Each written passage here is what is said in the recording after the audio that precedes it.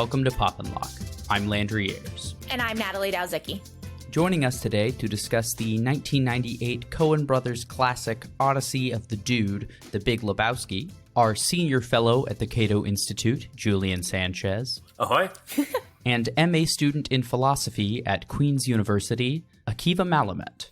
Abiding, everyone. So the first time that we see a character in this movie, The Big Lebowski, is a slow zoom in the dairy aisle of the grocery store where we see Jeff Bridges' character, the dude, looking at cartons of half and half for his, what we will learn to be, favorite drink, White Russians. And we hear the warm, raspy southern drawl of Sam Elliott as the stranger, the narrator of the movie, say that the dude is a man for his time and place. What do you think he means by that? What about the world and the city of Los Angeles and the time that it came out in does the dude exemplify or neatly fit into that makes him a man for his time and place? Place certainly, right? This is a very Los Angeles movie, although it's kind of an altern Los Angeles. It's, as Coen Brothers movies go, it's a lot of their movies are sort of very situated in a particular American locale. And, this one is very much a movie of Los Angeles. I think actually the only scenes that were not shot on location in LA were non-real locations, were the dream sequences and Lebowski's apartment, the dude's apartment, is a set. But otherwise, it's all sort of real places in LA. But it's not sort of the LA we usually see in movies. It's not, the kind of the glittering Hollywood LA. It's, it's Pasadena, Venice Beach. It's the sort of less glitzy kind of slacker LA. It's the In-N-Out Burger. And time, I don't know as much as place, maybe just the sort of the slacker cliche of the early 90s, right? We think of the early 90s as sort of the time of the slacker, right? One of the sort of seminal movies of the time is Richard Linklater's movie with that title. But so everyone in this movie is very much a kind of person you would meet in LA. You would not run into the dude and Jackie Treehorn in Manhattan. Exactly. So it's it is a film that is very much of its place. I don't know about of its time to the same extent, although it was filmed only a few years after the time it's set in. I don't know to what extent the Gulf War backdrop really adds that much beyond it being something for Walter to get angry about. So I think it's interesting that we're talking about the time and place stuff to start with, because one of the things that's always struck me about The Big Lebowski and the Coen Brothers movies is that to some extent the time and place that they set their movies in are important, but to some extent they're not.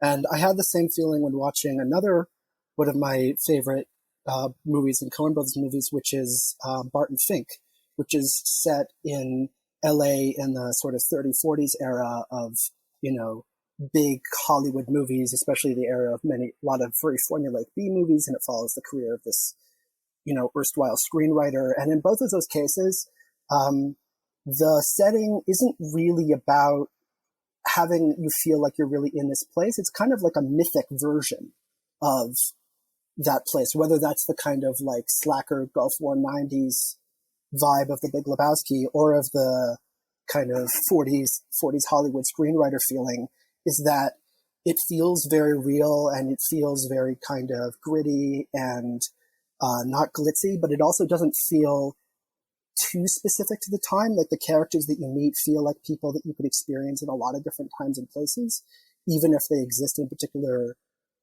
setting that they're existing in. And you're supposed to experience them, I think, partially as real people, but partially as archetypes. So there's an interesting way in which the Coen Brothers in general make people that are mythological, but also very grounded, that kind of makes the storytelling interesting because it feels like a real story, but it also feels like it's more than just a regular story. I also think that an important part, especially of this movie, I can't speak to the other movie we were just talking about, Akiva, but I think for this movie, I even wrote down a question that says, like, does the Big Lebowski take place in our world, or is it like kind of in like an alternate understanding of like what Julian was saying, like a different part of LA that we don't normally see, especially in movies. And I think that kind of just emphasizes the fact that the characters and their relationships to each other, as well as their personality, are a much bigger draw-in point for the audience in this movie than the actual plot or the place or what's going on around them, because this whole essence of the dude and his dudeness has garnered this cult-like following, and that's what people have remembered from the movie, not necessarily as much as the place or the setting or the time period. A lot of it is like the aura and the essence of the characters that really draws you in. Yes, I mean the acting in this movie was phenomenal, but I think what's most important is the characters and the relationships to each other, and that's kind of how I understood the movie. I didn't think the plot was as breathtaking or as stunning as and interesting as the characters and their relationships. And I think that kind of speaks to why this dude has this cult-like following, and which is interesting considering the movie at the time it came out wasn't like all that well received. There were many articles I was reading in preparation for this about how the movie wasn't selling out theaters. They were like half full and didn't really get much attention until much later, once people had seen it multiple times and began to like kind of consume more of like the intricacies of the characters and their relationships. I mean, I think in part, right, this is a movie that is almost impossible to market. Yeah. I mean, it's sort of, in a sense, you could say, well, it's kind of a send up of, sort of 40s noir, hard-boiled detective films, but it's not really. I mean, it's not centrally a parody of those films, even though it is to some extent sort of playing with that genre and those genre conventions. But also very much like a lot of noir films, it is not really about plot, and it's sort of odd. We think of mysteries as these very tightly plotted, kind of intricately architected things. But, a lot of the classic noir films, plot-wise just don't make a ton. The Big Sleep as a sort of detective plot doesn't really make a ton of sense. It is, noir movies tend to be kind of collections of scenes. And this is very much a collection of scenes. I mean, if you try to describe the plot, it just seems like a series of kind of borderline non sequiturs. Yes, that actually exactly happened to me. I was telling my wife that I was going to be watching this movie, The Big Lebowski, and she said, "Oh, I've never actually seen it." And I said, "Oh, it's really good. We should watch it." And she said, "Well, what's it about?" And I said, "Well, it's about this guy." And she said, "Oh, the guy with the mustache and the sunglasses, the Big Lebowski." And I said, "Well, it kind of, but not really. There's this guy, his name is the Dude, and these guys break into his house and urinate on his rug." And that's about as far as I was able to get explaining the story, really having it make any sense, and I completely failed to make it a captivating thing that made her want to watch it. Even though it's really good, and I'm sure she would really enjoy it. Yeah, it's definitely a hard sell, like Julian said. I think I would also have a nightmare if I were the marketing director of this campaign for this movie. So I think, I mean, maybe this is me like Walter trying to bring everything back to Vietnam. I'm a big opera nerd, and in particular a Wagner fan, and I think, in a sense, the way to think about the Big Lebowski is as I think a probably consciously Wagnerian work, something that they themselves allude to kind of internally. In one of the Dude's dream sequences. But what I mean by that is what is one of the things that is most characteristic of Wagner's mature operas is his use of leitmotif.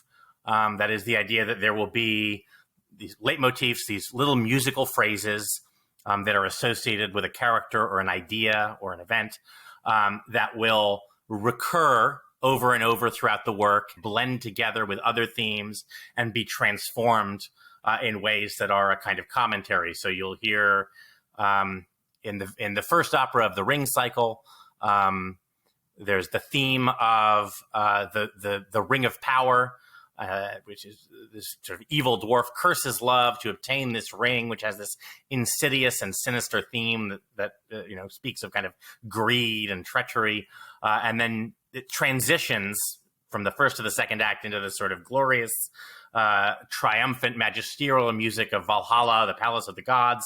But it's basically the same music in a different key and with different instrumentation. But it's the same. It's the same, and the time is stretched out a little bit. So they sound, in a sense, very different, but it's basically the same melody. And I think, Lebowski is very much a movie that sort of needs to be understood in terms of this motivic technique. And I think this is actually something, again, they kind of nod to this in the film itself. You see in one of Lebowski's kind of fantastically staged dream sequences, he and Maud Lebowski are kind of doing this dance together, and she is in Valkyrie gear. She is dressed like Brunhilde from Wagner's Ring cycle, except not quite. She's really dressed more like the cartoonish version of Brunhilde that Elmer Fudd dresses up as in the Looney Tunes What's Opera doc. So it's a kind of ridiculous comical take on this sort of magnum opus of Wagner, and I think that's probably deliberate because in a sense, what makes the film so notoriously quotable, one of the reasons it's a cult classic is that people kind of quote it constantly, and one of the reasons it is quotable is that it is playing these games with dialogue that gets sort of passed, not just that gets repeated. Sometimes it's the same character repeating a line, but dialogue that gets passed from character to character, sometimes by sort of direct transmission. The dude says, Rugg really tied the room together. And then Walter kind of echoes that back to them, trying to kind of rile him up to take action. But sometimes sort of bizarrely where, a line will be repeated by a character who never heard it spoken the first time. The Chinaman is not the issue, or, where's the money? Well, where's the money, Lebowski, is repeated sometimes by characters who heard it before and sometimes independently.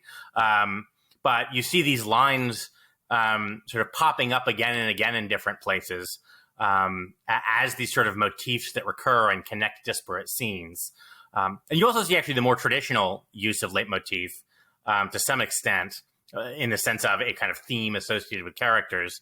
The rolling along with the tumbling tumbleweeds that is basically the first piece of music we hear, and then crops up again at the end associated with Sam Elliott's cowboy narrator, The Stranger. The dude has not a singular piece, but a sort of soundtrack of 60s and 70s classic rock. There's a sort of Mancini track that plays with Jackie Treehorn. Mucha Muchacha is associated with Bunny Lebowski. There's various kinds of classical music associated with the Big Lebowski. It's Mozart's Requiem in the first instance, and something from Korngold's City of the Dead. Later, a Die Totenstadt. Both of which, by the way, are little messages, right? Requiem is obviously a funeral mass, and then Korngold's Die Totenstadt is basically about a widower coming to terms with the death of his wife. So both of these are pieces of music he's listening to that maybe suggest as part of his, we've learned eventually that the Big Lebowski's whole sort of persona is this kind of elaborate fraud and put on, that he is not the sort of self-made man he pretends and titan of industry he pretends to be. But that part of this sort of performative thing is him preparing for the death of his wife, because indeed, as we eventually learn, I hope no one is listening to this without having watched The Big Lebowski. He hopes indeed that he will not recover her from this supposed kidnapping that we learned didn't happen, but indeed that she'll be killed and he will not have to deal with her anymore.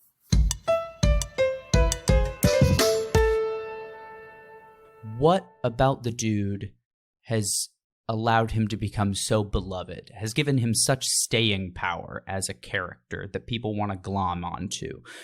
For instance, it's not just his image, but his philosophy, if you could call it that, of dudeism that has grown out of his actions and thoughts and words in the film, is rooted in a lot of much more well-known history-based philosophy like Zen Buddhism, for instance.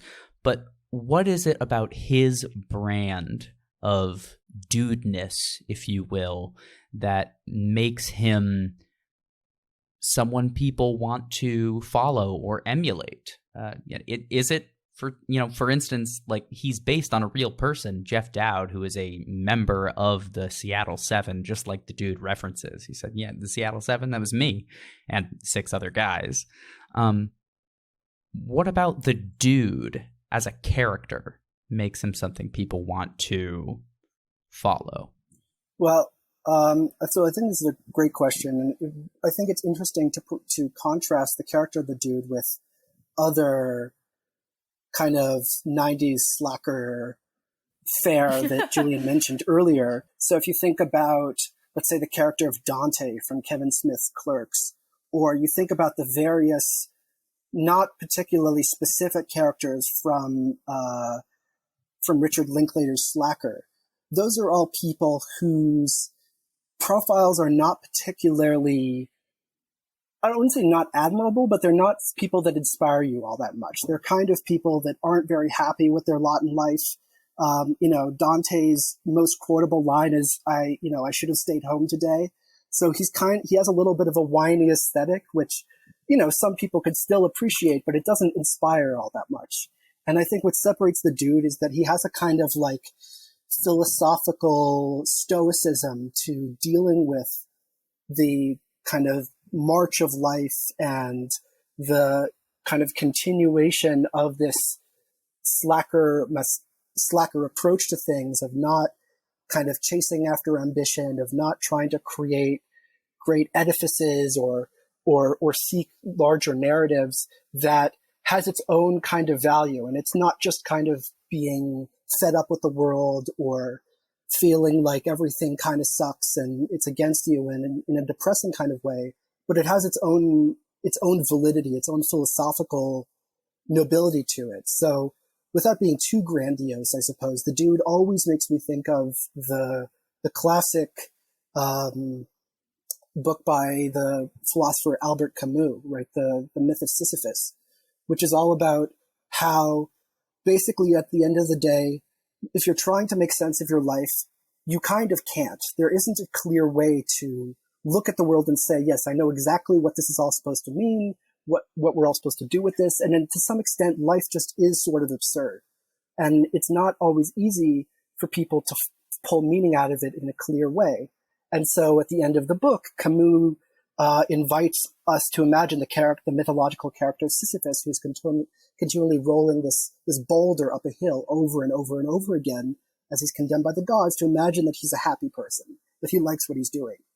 And I kind of think about that when I think about the dude. The dude is sort of trying to say that at a certain point, you should be a little bit less obsessive about trying to chase after any one particular thing, because you need to recognize that within all of this, there is a limitation about how much sort of narrative or meaning you can carve out of all of this, and you kind of just have to get along with it, right? That's why the classic phrase, the dude abides, I think resonates very powerfully for people, because it's like you kind of just, you just kind of go along to get along. You keep on trucking, which is a famous 60s phrase that was on a lot of posters and stuff. You kind of just continue on in your life, and you find a way to make that all kind of work for you without trying to maybe pretend so much that it's about something bigger. And I think you kind of see an interesting contrast between the character of the dude and a lot of other characters who seem to have kind of pretensions towards something larger, or a notion that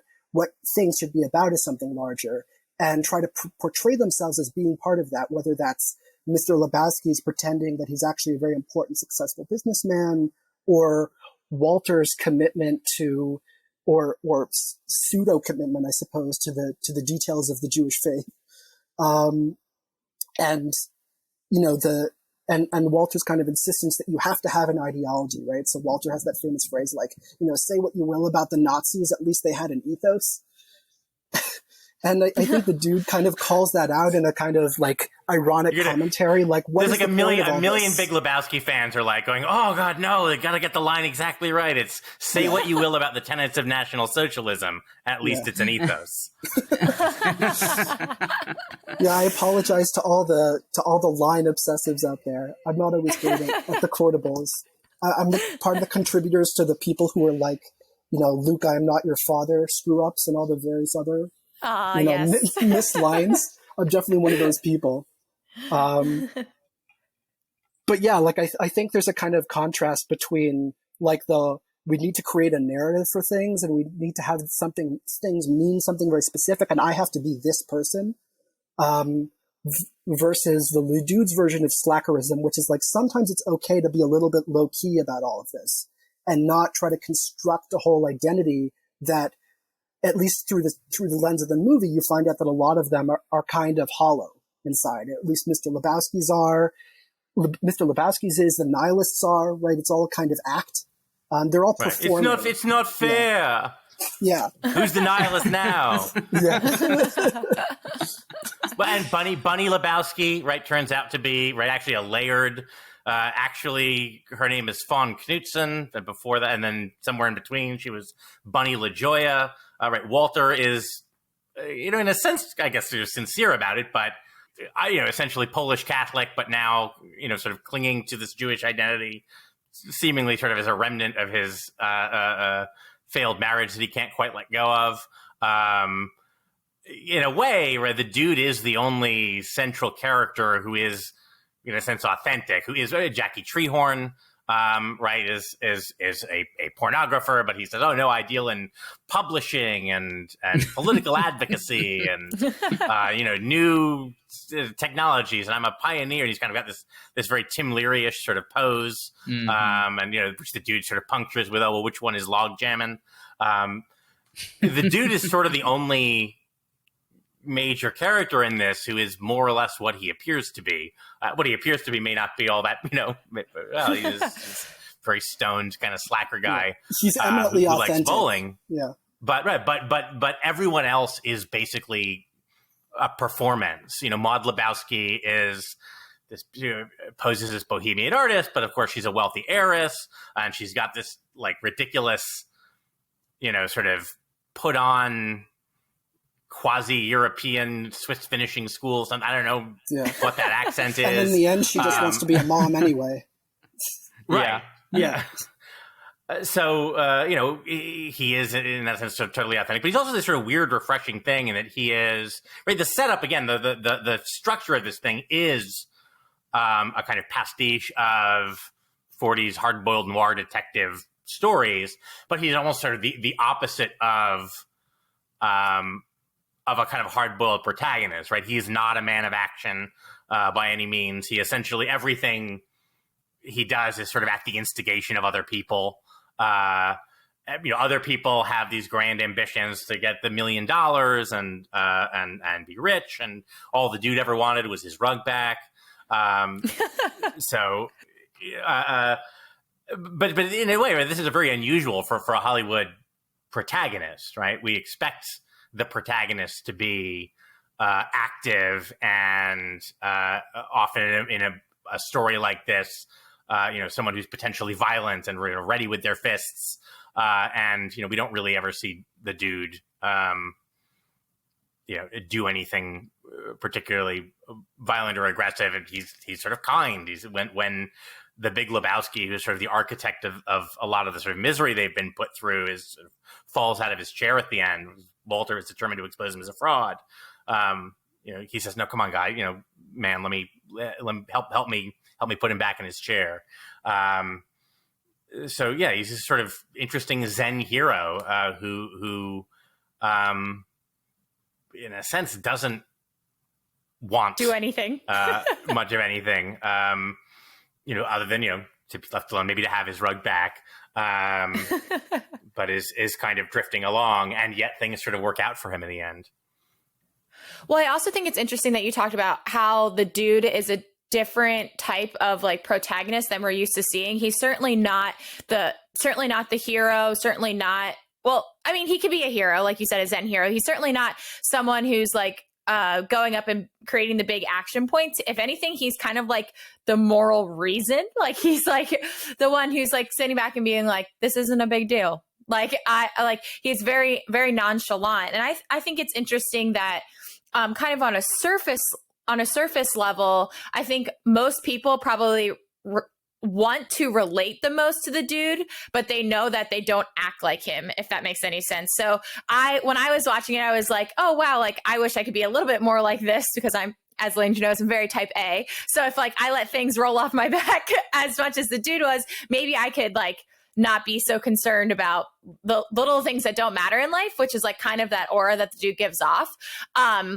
But I think in part, at least for me, when I was watching it, my draw to the dude as the character was more so that like, there are some good things that like a lot of people could learn from his type of personality. Mind you, all of us don't need to live our lives that way. But I think it was just interesting how laid back he was, and the fact that it wasn't your typical like strong, and I say that kind of in quotes because I don't mean like physically strong, like you're a strong presence of a protagonist as we typically see. And I think that's part of the reason, like while I was reading up for this podcast, part of the reason that a lot of people don't get, or like I saw so many people saying they don't get or they don't understand the Big Lebowski. And I think it's because there's not that like strong plot with the protagonist we're all used to seeing. And I think it's a lot harder for people to understand the purpose of this movie if they don't understand the nuances of the characters, like the dude, he's obviously integral to the movie. Yeah, the dude really does not act as someone that drives the story forward in the movie, interestingly enough. It's all people like Walter who tell him what he needs to do, or, the other Lebowski that tell him what he needs to do. You need to go and save Bunny. You need to do this handoff. And then Walter who says, no, we need to try and get the whole million, not just the 20,000. We'll throw the ringer out with my dirty underwear that it's filled with instead of the actual money. Yeah, I mean, there's an interesting potential. There's a kind of potentially sort of, I guess, Christian allegorical reading of the Big Lebowski, right? I mean, Walter is very much Old Testament, not just in his propensity for quoting Jewish sages, his approach. True. Yeah, he is a vengeful. Vengeance is mine, saith Walter. He is very interested in in punishing the wicked and seeing justice done. And the dude, who we do occasionally see kind of sort of shrugging in something that is vaguely evocative of a kind of a crucifix pose, is much more sort of turn the other cheek, love your enemy, forgive, don't cling, don't cling to material things. I think that's almost certainly a kind of intentional contrast there. Although I wouldn't take it too seriously as a kind of. Well, I think also there's a visual comparison that you could definitely see pretty easily with the style of his hair and his goatee. That's definitely one of the more modern depictions of Jesus that you might be able to see some places. So I would be able to see that for sure. Plus the whole bathrobe thing gives him a kind of Middle Eastern prophet aesthetic. Overall, yeah, I think the Christian contrast there that you raised, Julian, is really strong. And I think like a lot of the, like I mentioned before, a lot of these characters have a kind of this one goes back to the whole question of like, what is the point of this movie, right? Or I don't get this movie, which is that it's more about themes, right? It's more about kind of ideas that the Coens want to percolate in your mind, like what is the point of trying to find Bunny Lebowski? Like, why does this matter? Or, why do we want, this money to be saved or not? And I think there's a kind of like, there's not even like the message that just, oh, actually the dude is right and you shouldn't care about these things. But there's just a kind of question being raised, like, when we go after things in life, what are we trying to get out of them? And when we do them, like, are we looking for them in the same way that other people are? Like, so the dude decides to start looking for Bunny Lebowski because in the end he decides that she might actually be a danger, right? And so he decides to sort of sacrifice his calmness, Christ-like, I suppose, for that end. And then there's that other private investigator who thinks that the dude actually is a sincere private investigator. So the idea is, right, Delfino. Delfino. Yes. He's like, you're a private dick, just like me. Brother Seamus. Brother Seamus. Yeah. And he's like a perfect stereotype of, like a character in The Big Sleep or something. And it's like they're both looking for the same thing. They're both looking for Bunny Lebowski, but the dude is doing it for like in a totally different way and style than the other guy is, even though they're both doing the same thing. Right. And Delfino, keeps trying to kind of push him into the archetype of the noir hard-boiled hero. In bed with everybody, playing one side against the other, fantastic work. He says, no, man, I'm just trying to help my lady friend conceive. This got me thinking about one of the other things that we've sort of danced around here, which is the Coen Brothers with this movie sort of raise questions with the audience that sort of make them say, well, what is the point? What is the end game? Where is this all leading to? And who's pulling the strings behind all this? And a very sort of surface level of the reading, especially when you're not finished with it, I think would lead you to the conclusion that there might not be any meaning behind it. It's absurd. It is, a lot of people going about things for selfish ends, but there's no grand plan, or it seems like there may not be a real dramatic structure to the entire movie. And so it makes you sort of believe in a postmodern reading partially way through the movie that there is no meaning. And you could very easily walk away with that. But then it sort of turns it on its head when you come to the end with the nihilists, who embody this very much like accepting the lack of meaning and like emphatically supporting it, and then saying, well, really, those people are cowardly and that they've been had by someone else who's, pushing them in a direction for their own means, and that really it's about making your own meaning and making something significant for yourself, which is, I think I did not get the first time I watched this movie. I didn't get a lot of it the first time I watched this movie when I was a much younger person, but upon this watch, I really appreciated that. It has, I wouldn't say an optimistic quality to it, but I like that it rejected nihilism to an extent. Just for me personally, I thought it made it more interesting that way. I think the nihilists are some of my favorites because of how, in the end, how derpy, right, the movie gets about their supposed like intensity, like, we believe in nothing, Lebowski, but like, and then they end up being very whiny. And what I love about that is the way the movie kind of just keeps dumping on the cynicism that it previously revealed, right?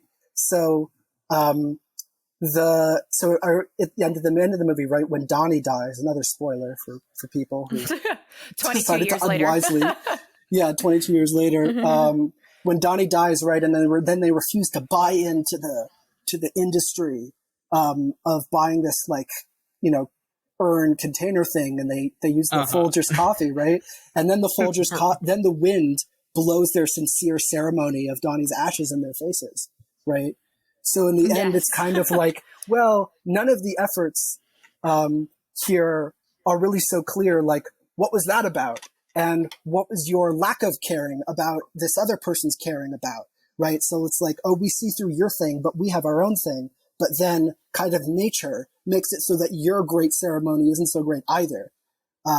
And it kind of just keeps doubling back on this sort of lack of center.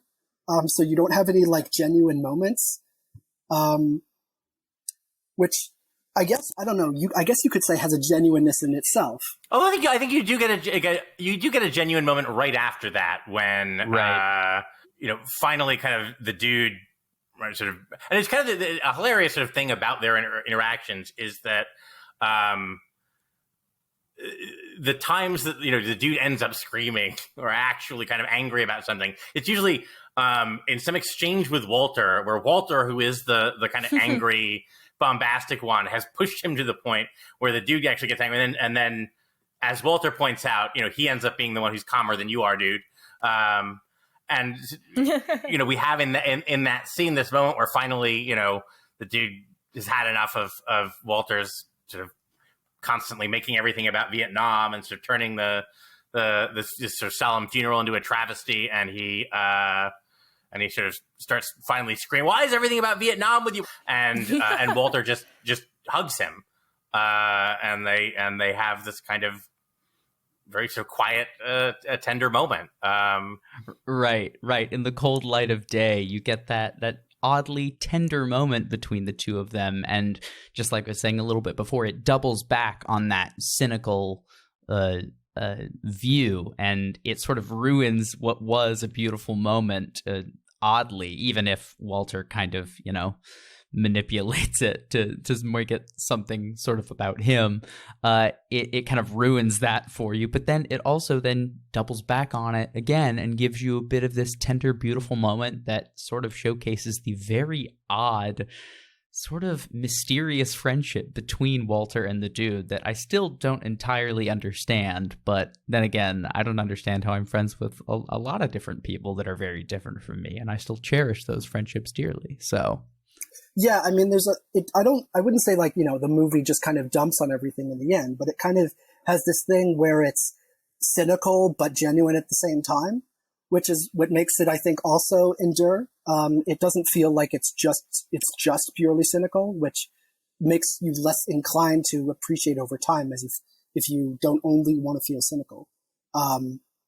When that happens, So it creates this really nice kind of mix of emotions where in the end, it's sort of all of this, you can kind of poke holes in everyone's relationships, right? So Walter clearly has an immense PTSD from Vietnam, and all his relationships has failed, and he's very angry, but he's also very calm and caring. And the dude kind of seemingly doesn't care about things, but also gets intense when he feels like certain core values, these like 60s values of peace, love are being threatened. So you have these kinds of nuanced characters where they have a lot of kind of deep, enduring flaws, but you appreciate them anyway. Which I think also pokes at the kind of Hollywood thing of like the good people are good and the bad people are bad kind of thing. It has that sort of anti-hero trope, but not in the sense that like you appreciate someone who's basically a bad person. Right, which is what happens in like The Sopranos or The Wire. It's more like they're not really good or bad people. They just have flaws. And you sort of live with them in their humanness, instead of them being either good or bad or a bad person that you empathize with. I think also, in terms of the difficulty of sort of processing this, I think this does go back to the kind of, motivic nature of the film, right? This is notoriously a film that, people maybe think is fine the first time they see it. They like it a little better the second time. And then the fifth time they see it, they really love it. And the people who are really crazy about this movie, I think will often tell you, and it's certainly true of me. Again, it was fine when they first saw it, but they didn't really love it until, the third, fourth, fifth viewing.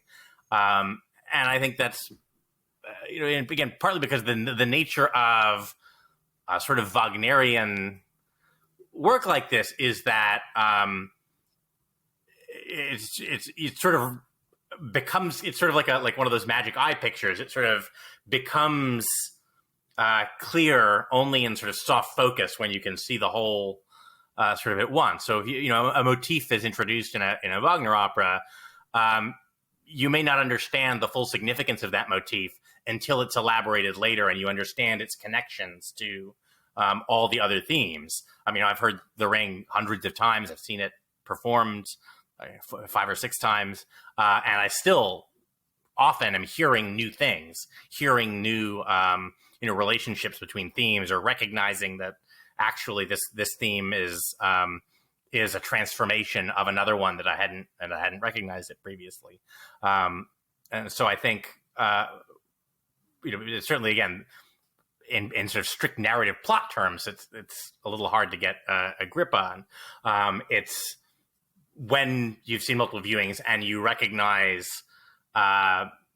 this sort of internal hypertext kind of nature of it, that sort of the individual moments, I guess, get their full significance.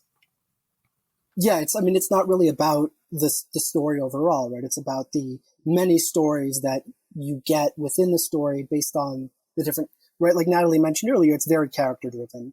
And ultimately you pick up on those themes, the same way that you would in a musical score through different instruments, the different characters that embody particular themes. And there's sort of the different, there's a violin in Lebowski or the dude or whatever. And they sort of pull out the different emotional textures that you want to raise. And so it's not even it's really about understanding these different types of life experiences or types of ways of viewing the world. So, it's probably harder to get more postmodern as a movie than this, unless you just wanted to do like, the weirdest collection of clips from any random thing and just mash them together and pretend it's a story. But it has that kind of focus on looking at these characters and what they're going through to then appreciate a certain experience of life, rather than it being about the thing that they're pursuing per se. It's more about them relating to any particular situation that they're in, whether that's because they're feeling genuine about it, or because they're feeling cynical, or because they're happy about it, or think it's funny, or they're angry, or whatever that is. So part of it too is getting at that question we've been talking about pretty much throughout this entire recording, is like the point of the movie. Are people having a tough time understanding? From my perspective, it was interesting because I had seen this movie when I was younger. It had been about like maybe 5 or 6 years ago, the last time I've seen this movie. And I think this time when I watched, I went in with a very different lens, not only knowing that I was going to do this podcast, so I wanted to have like some depth to the conversation, but also that I think once you get older, you may view this film very differently based on your own life experiences, like Akiva was just talking about. And I don't think perhaps a younger audience has enough life experience in order to really, for some of these character personalities and relationships to really resonate with a young audience. So I imagine that a younger adult audience might not understand the film as much as an older audience, partially just because like that was my own personal experience. Because the first time I watched it, I very much was in the camp of like, okay, that movie was like kind of funny, but like, why did I just waste my time watching that movie? But this time around, I definitely thought the conversation was much more in depth, and like Julian was saying, the hypertext, or like what I kind of gleaned from the nuances between the characters, was much, much different than the first time I had viewed it. I also wanted to put in there that the first time I had viewed it, I thought it was my favorite part was when the ferret went into the bathtub, because I used to have a ferret and I used to walk it around on a leash.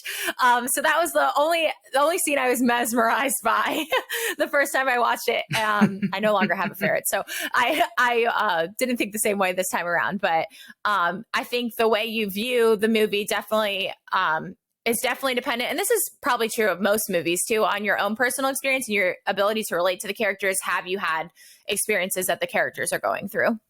Well, it's also incidentally the ferret scene is like the first instance of the movie's sort of fascination with kind of misidentification and sort of false identities, right?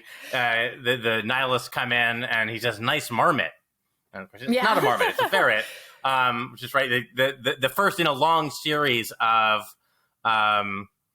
things that are not what they're initially identified as. Mm-hmm. Well, it's funny because I remember the first time I was watching this, I was watching with a group of friends, and I like screamed out, I was like, "That's not a mermaid, that's a ferret!"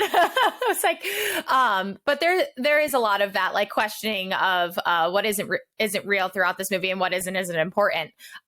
Certainly goes along with false identification that happens throughout the film. And then also we get this kind of fantastic moment in the funeral scene we just mentioned, which is this little throwaway thing where Walter throws out Donnie's life as a surfer. That his big thing was he was an ardent surfer, which of course is played by Steve Buscemi, and he's about as far from kind of the archetype of a California surfer guy as you could possibly imagine. But it's only at the end here at his funeral that we learn, this guy had who was basically quiet throughout and whose role was to be sort of confused and not really understand what was going on, had this sort of rich other life that is never shown on screen.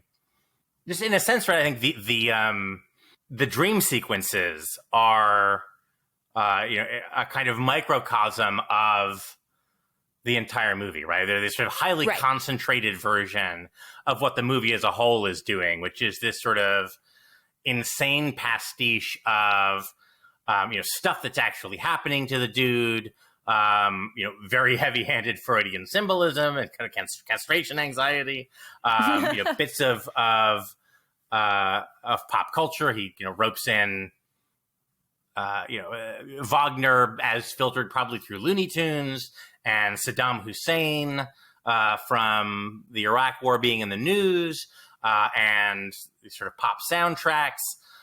So they're this kind of hyper concentrated version of what the movie as a whole is doing, which is throwing together these sort of incredibly disparate elements that maybe seem random and incongruous into this actually kind of elaborately staged synthesis. Or somehow it all works together. Yeah, I think that's a great point. And like, it really sort of ties together the way in which the movie, as you said, is about themes and also about symbols, right?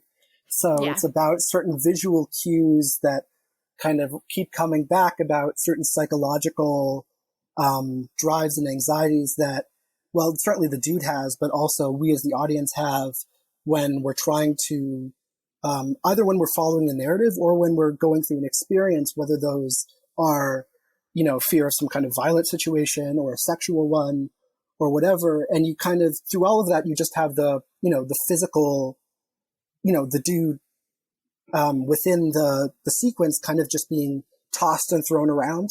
So he's within this environment, and then eventually he is on the back of the bowling ball, and he's really actually is the bowling ball, and is kind of smashing into the things, and he kind of loses his coherence and cohesion, his like perspective on where he is and what's happening, which is sort of like a larger commentary on being disoriented, right? Or it's like a very literal disorientation.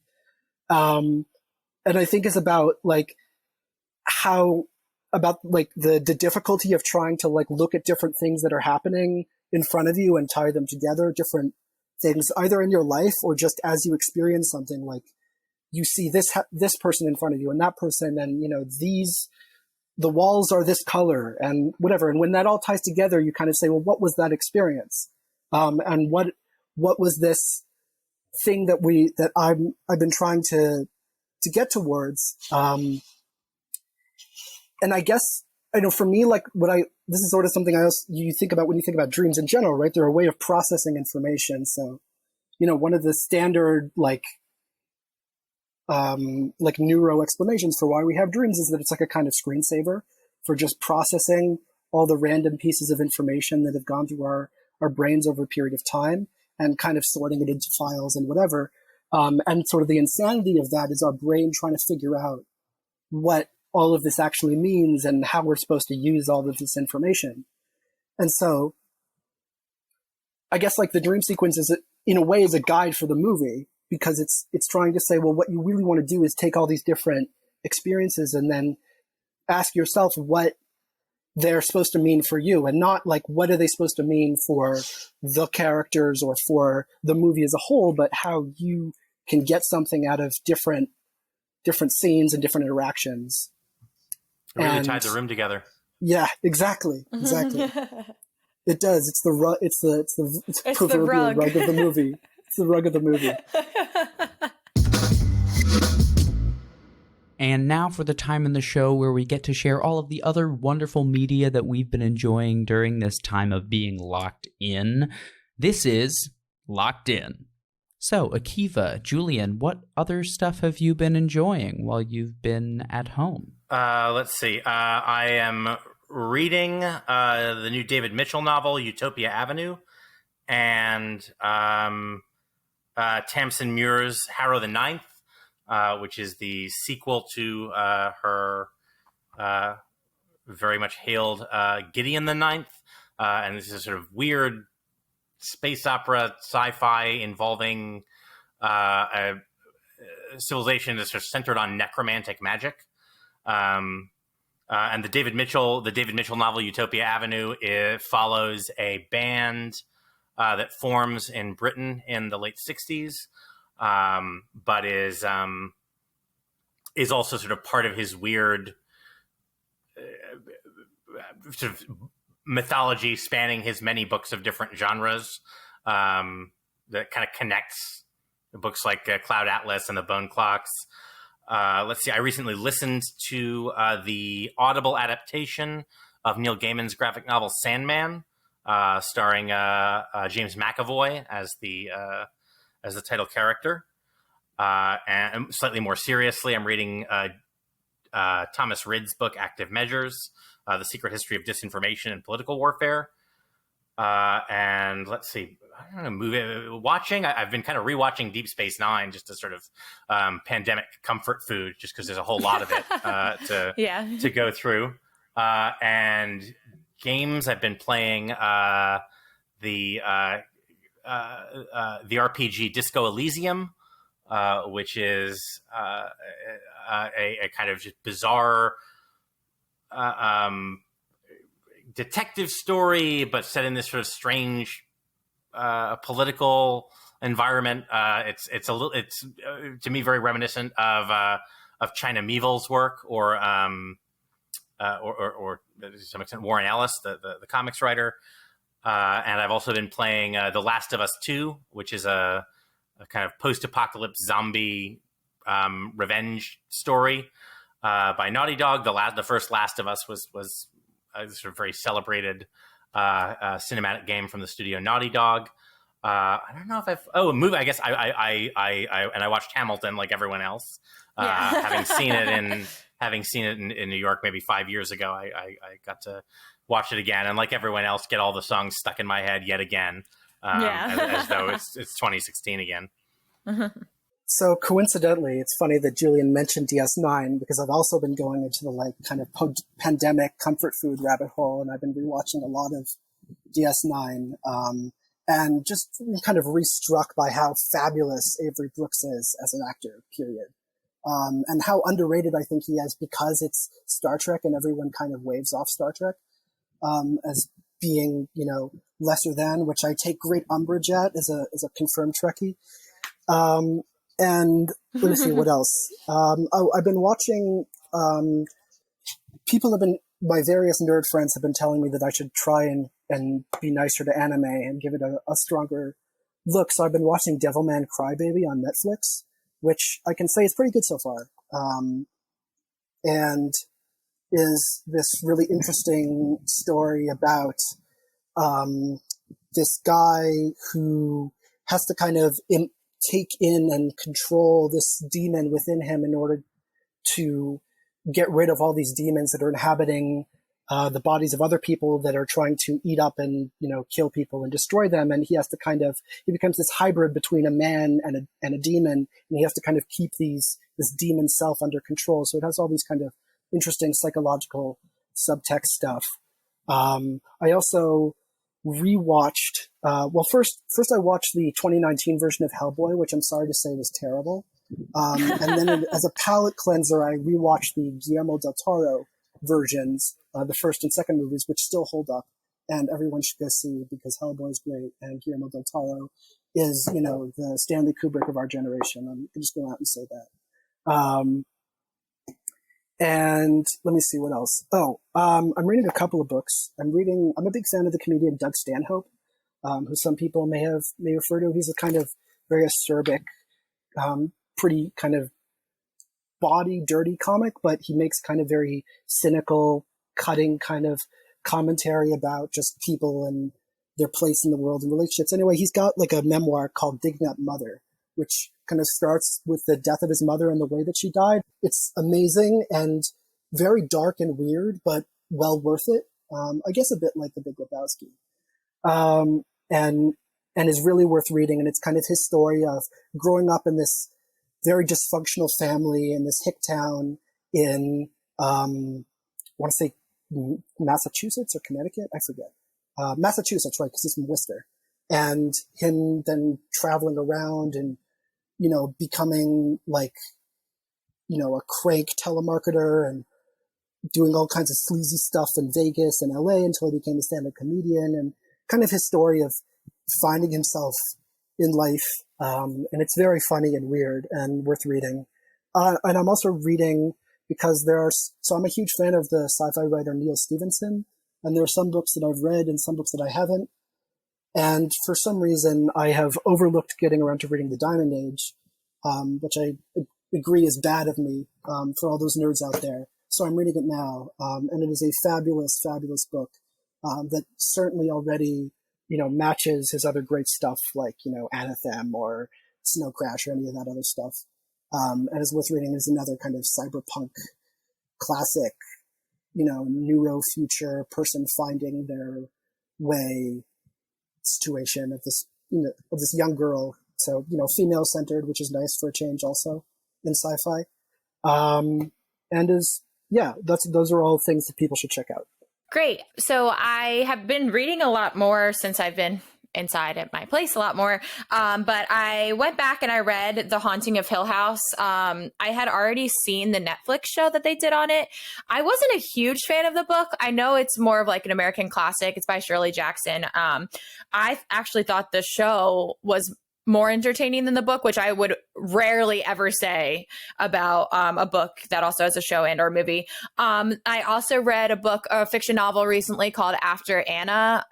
This was more of like a young adult mystery novel about a young girl who like reconnects with her family after she was given up by her mother.